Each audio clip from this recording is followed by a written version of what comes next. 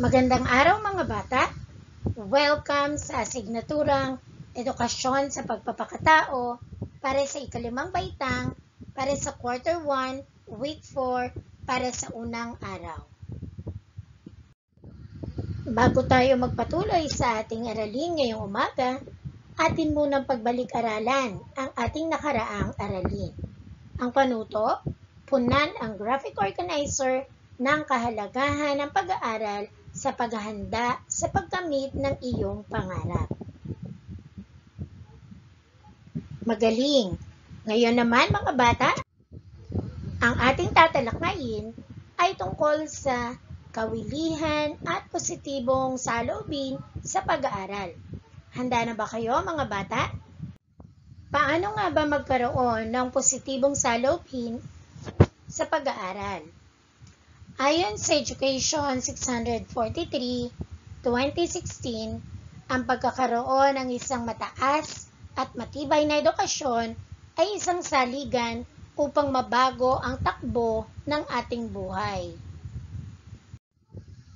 Matibay ang edukasyon kung ito ay pinagsamang katalinuhan at pag-unawang bunga ng mga formal na pag-aaral tungkol sa iba't ibang asignaturang itinuturo sa atin ng mga guro at ng ating mga magulang. Ito ay kailangan ng ating mga kabataan sapagkat ito ang kanilang magiging sandata sa buhay para sa kanilang kinabukasan. Ayon nga sa kasabihan, ang tunay na anyaya sinasamahan ng hila. Kaya ang pagiging aktibo sa pakikilahok sa mga gawain sa paaralan, paggawa ng takdang aralin sa tamang oras, pag-aaral ng mga aralin, at paggamit ng mga makabagong teknolohiya ng may kabuluhan sa pag-aaral ay magiging gabay upang maabot ang mithiin sa buhay. At bilang isang kabataan at mag-aaral sa bagong henerasyon, paano mo may pakikita ang kawilihan at pagpapakita ng positibong saloobin sa pag-aaral o maging pang-araw-araw mong gawain? Paano mo mabibigyang katuparan ng iyong mga pangarap sa buhay?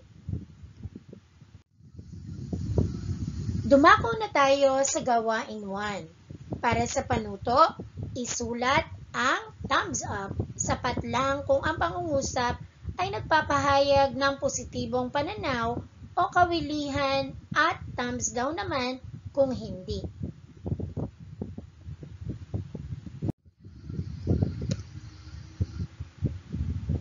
Ating ngayong basahin ang mga sitwasyon.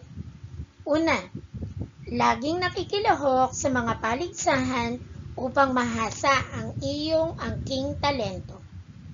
Ikalawa, laging handang ibahagi ang iyong opinyon sa bawat talakayan sa klase. Handa na ba kayong magsagot mga bata? Magaling! Ngayon ay atin namang iwasto ang gawain para sa una at ikalawang bilang. Para sa una, ang sagot ay thumbs up.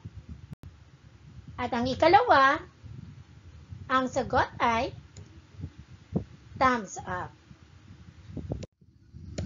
Dumako naman tayo sa ikatlo hanggang ikaapat na bilang. Para sa ikatlo, ipakita sa klase na mas magaling ka kaysa sa inyong guro. Para sa ikaapat, ginagawa at isinusumite ang mga proyekto sa tamang oras.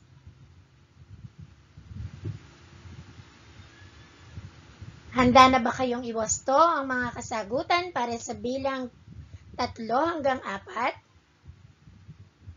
Okay, magaling. Para sa ikatlong bilang, ang kasagutan ay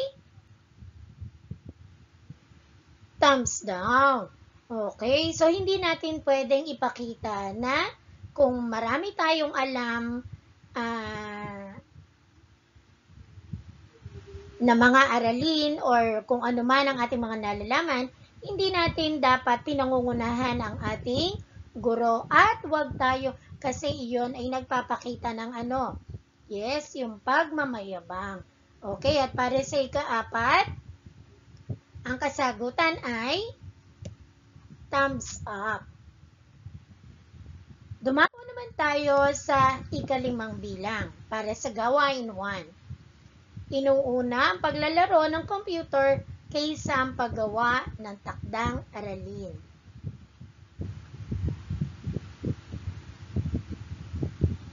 Handa na ba kayong iwasto ang kasagutan sa ika-5 baitang?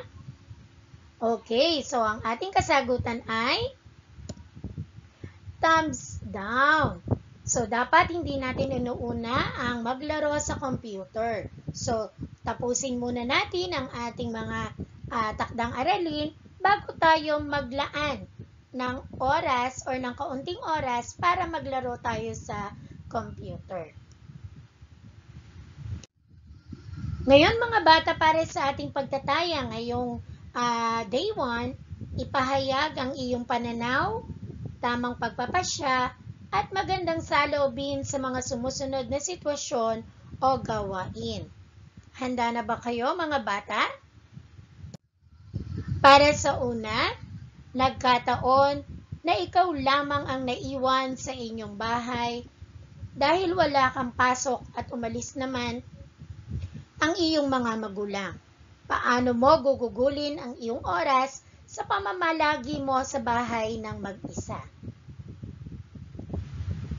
Okay, so bibigyan ko kayo ng ample time para sagutin ang katanungan. Para sa ika-2 bilang, nagbigay ang guro ng pangkatang gawain sa inyong klase na ang nasabing gawain ay sasagawa at ipapakita sa klase kinabukasan. Isa ka sa mga kasapi sa pangkat na may 5 miyembro. Ikaw ang napiling mag-ulat ng inyong output. Kinabukasan, lumiban ang inyong leader. Paano mo mapamamahalaan ang inyong pangkat kahit wala ang inyong leader? Muli, bibigyan ko kayo ng pagkakataon na pag-isipan ang inyong mga kasagutan o para sa inyong pagsasagot sa ika-2 bilang.